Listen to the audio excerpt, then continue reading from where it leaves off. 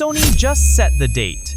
The Xperia 1 Mark 8 is officially being announced May 13th, and after everything that leaked this week, we need to talk.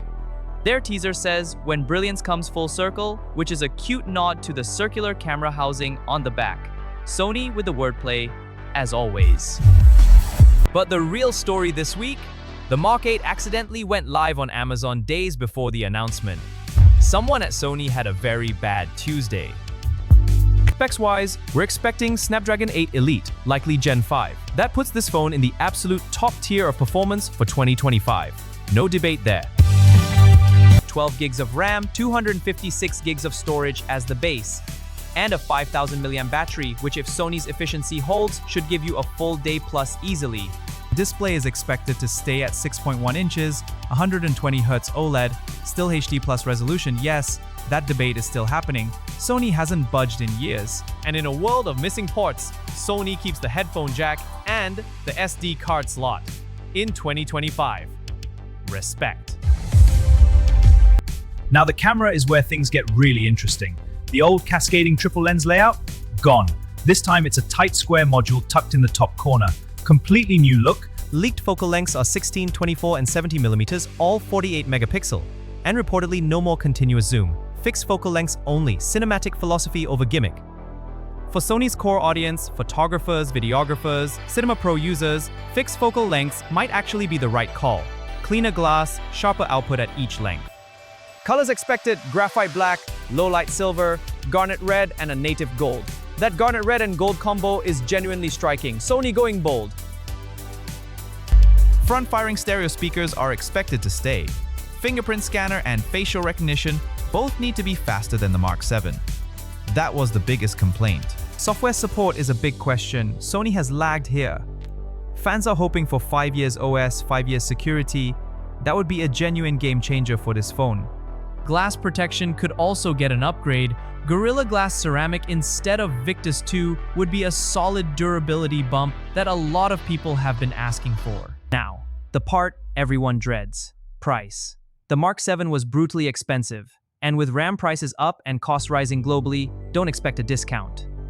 In Japan and select markets, pre-orders will likely bundle the Sony XM6 headphones worth $400 to $500. In the US, you get nothing. No bundle, no pre-order. Which brings us to availability. Almost certainly not coming to the US officially. Japan, Asia, UK, Europe, that's the expected rollout. US fans are importing again. And importing means paying inflated third-party prices with zero warranty safety net, unless you go through Amazon, where at least you have some buyer protection. Announcement May 13th. If the leaks are right, launch could be just 1 week later on May 20th. That's an incredibly fast turnaround. We'll see if Sony actually hits it. May 13th at 11 a.m. Japan time lands somewhere around late night, May 12th in the US. Set your alarms, or don't, and just catch the breakdown here the next morning. Sony doesn't sell millions of these. They probably sell a fraction of what Samsung and Apple move, but the people who buy them, they love them. That loyalty is real. The X has always stood for hope in this community.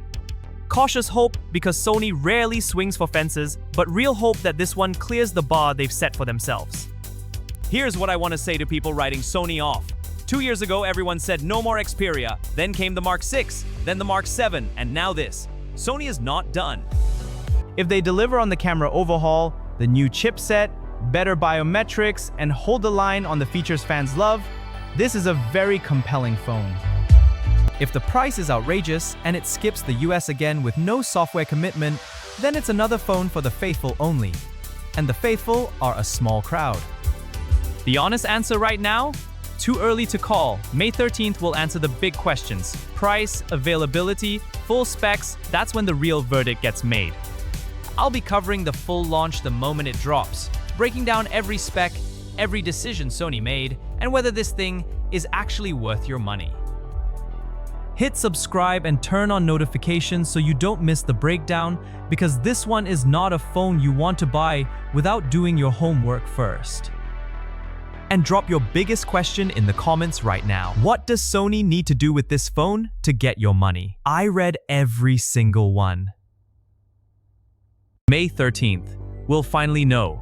Until then, the X stands for hope. Stay cautiously optimistic, and I'll see you on launch day.